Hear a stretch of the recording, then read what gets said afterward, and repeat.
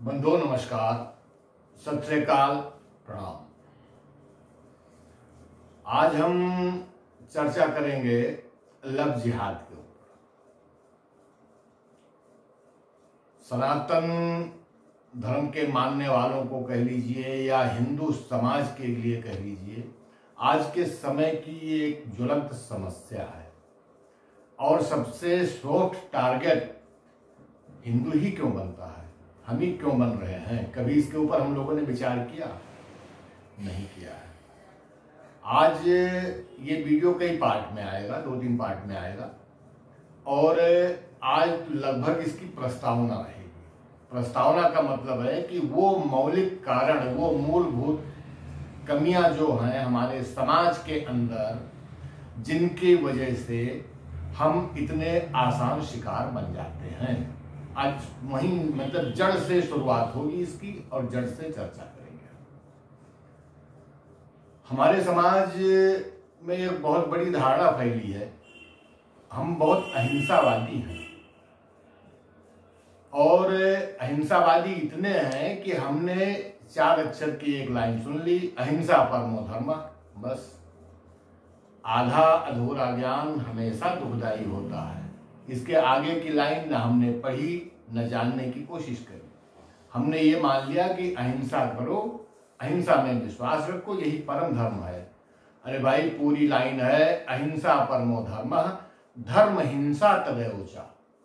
अगर धर्म के लिए, न्याय के लिए, सत्य के लिए, आत्मसम्मान के लिए और आत्मरक्षा के लिए हिंसा करनी पड़े तो उस अहिंसा वाले परम धर्म से बढ़कर है।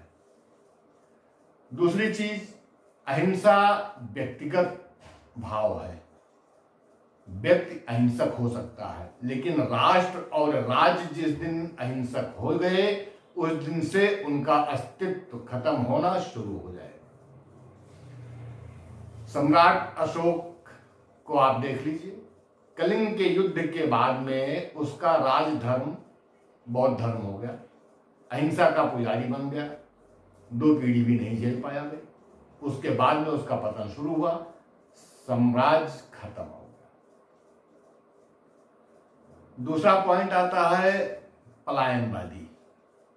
हम खतरे को देख के, परेशानी को देख करके भागना चाहते हैं, रुक करके उसका सामना नहीं करना चाहते हैं। हर व्यक्ति की यही सोच होती है, इसीलिए हम एक नहीं हो पाते हैं, हमारे अंदर एकता नहीं आ पाती है। आप ये देख लीजिए कि हजारों साल पहले का इतिहास उठा करके देख लीजिए, जितना किसी देश की जनसंख्या थी उतनी हमारे यहाँ जेल में बंद पड़े हैं। जितना उनके यहाँ टोटल पॉपुलेशन थी उतना हमारे यहाँ रेलवे स्टेशन पर रात को सो जाते हैं। लेकिन हम उन्हीं के गुलाम हुए, उन्होंने हम पे राज्य किया। कारण हमारे अंदर एकता नहीं थी, कभी भी हम एक हुए ही नहीं, जिसका खामियाजा हम भुगतते आए हैं और अगर यही हालात रहे तो आगे भी भुगतना पड़ेगा। हमारे यहाँ 4 पुरुषार्थ माने गए हैं, धर्म, अर्थ, काम और मोक्ष। हमने सिर्फ अर्थ को चारों पुरुषार्थ मान लिया। हमने ये मान लिया कि बस अर्थ हो तो जिंदगी की या समाज की या दुनियादारी की सारी समस्याएं खत्म हो जाएंगी। बहुत हद तक ये सही है, लेकिन संपूर्ण सत्य ये नहीं है। कहा गया है, धर्मार्थ कामा सम्यो से व्यायो है सकता नरो जघन्य। इन चारों का एक सामंजस्य, एक बैलेंस, एक संतुलन बना के रखने पर ही सुखी जिंदगी बन पाएगी। इनमें से एक बढ़ जाएगा, दूसरा घट जाएगा, या इनमें असमानता रहेगी तो परेशानी हमेशा रहेगी। इसके अलावा हम एक चीज के ऊपर बिल्कुल विचार करना ही बंद कर दिया और वो है बुद्धि और बल का सम्मिश्रण।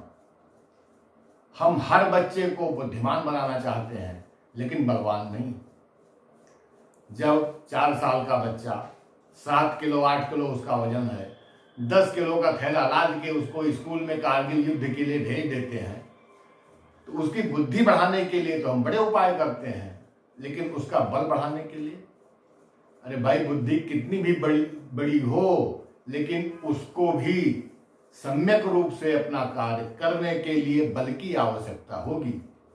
आप मान लीजिए एक सीमेंट है, एक लोहा है, सरिया है, पुल बनाना है आपको, नदी के अंदर बीम खड़ी करनी है, दोनों को अलग अलग डाल दो, दोनों का अस्तित्व खत्म हो जाएगा।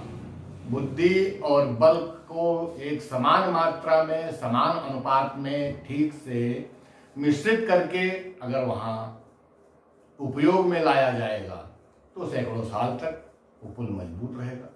वही हाल हमारा है। हम बुद्धि रखना चाहते हैं लेकिन बल के ऊपर कोई ध्यान नहीं देते हैं।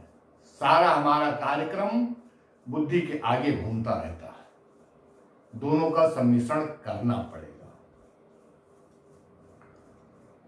और बहुत चीजें ऐसी हैं, हम मानते हैं समाज करेगा, हम मानते हैं राष्ट्र करेगा, सत्ताएं करेंगी। अरे भाई पारिवारिक काम परिवार करेगा, समाज अपना काम करेगा, और राज सत्ता के पास में बहुत सारे काम होते हैं। समाज आपका शाश्वत है, परिवार चलता रहेगा, सत्ताएं तो आए दिन बनती बिगड़ती रहती हैं। हम उन कार्यों के लिए भी उनके ऊपर जिम्मेदारी डालना चाहते हैं या उनको दोषी ठहराते हैं जो पूर्ण रूप से हमारा काम है। हम अपने व्यक्तिगत कामों में समाज का या राष्ट्र का इंटरफेयर बिल्कुल नहीं पसंद करते हैं, तो फिर वो हमारी क्या सहायता करेंगे भाई? अपने बच्चों को क्या शिक्षा देनी है, कैसे शिक्षा देनी है, ना हम समाज से पूछते हैं ना राष्ट्र से पूछते हैं। लेकिन अगर वो गलत दिशा में कहीं भी जाता है वो हमारा शिक्षा का सारा प्रोग्राम, तो दोषी हम समाज को या राष्ट्र को देते हैं। बात हो रही थी लव जिहाद की। इसका पहला पॉइंट है परवरिश। ये तो इसकी प्रस्तावना थी। हम परवरिश से शुरुआत करेंगे और आगे जो जो कमियां हैं जो हमें दूर करने लायक हैं, जिनके ऊपर हमको चिंतन मनन करने की और विचार करने की अत्यंत आवश्यकता है, उनके ऊपर प्रकाश डालेंगे आगे की वीडियो में भी।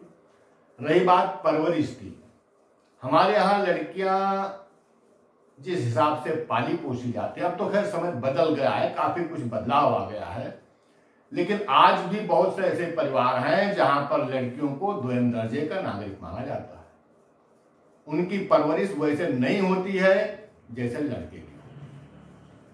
जब तक वो माँ बाप के घर में रहती है, सहमी सहमी डरी डरी रहती है। जोर से हंसना नहीं, ऐसे बैठना नहीं, ऐसे बात नहीं करनी, यहां जाना नहीं, वहां जाना नहीं। उनका मनोबल और कॉन्फिडेंस कभी जमने और बनने ही नहीं पाता है। वो शरीर से, उम्र से बढ़ जाती हैं, लेकिन मानसिक तौर पे उनके अंदर विकास नहीं हो पाता है।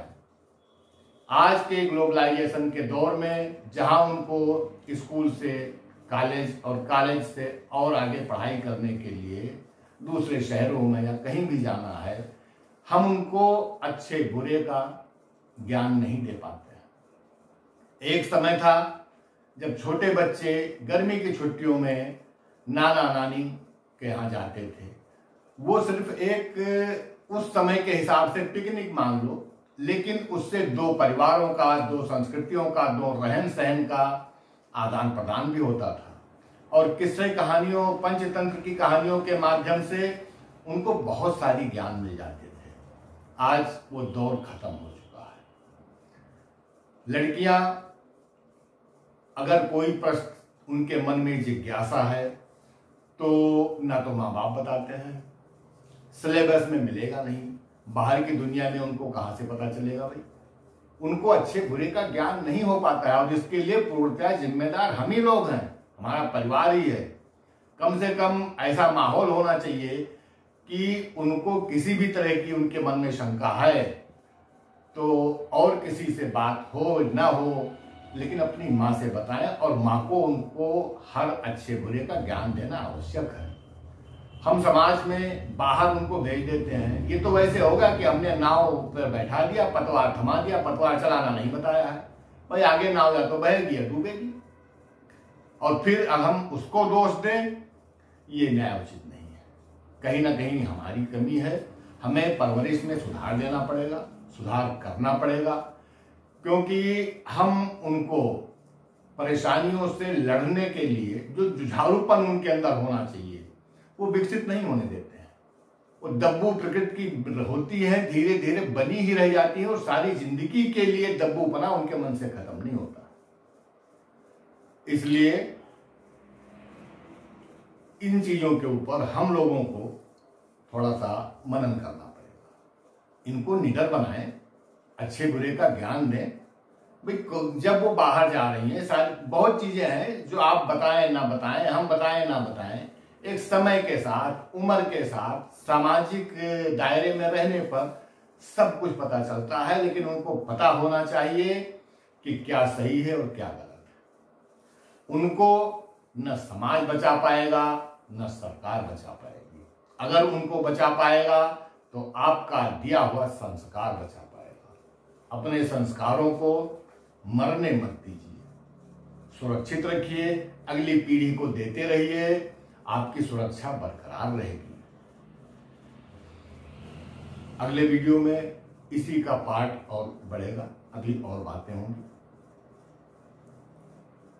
अगर आपको पसंद आया हो तो कृपया लाइक, शेयर और कमेंट जरूर कीजिएगा। धन्यवाद। वंदे मातरम।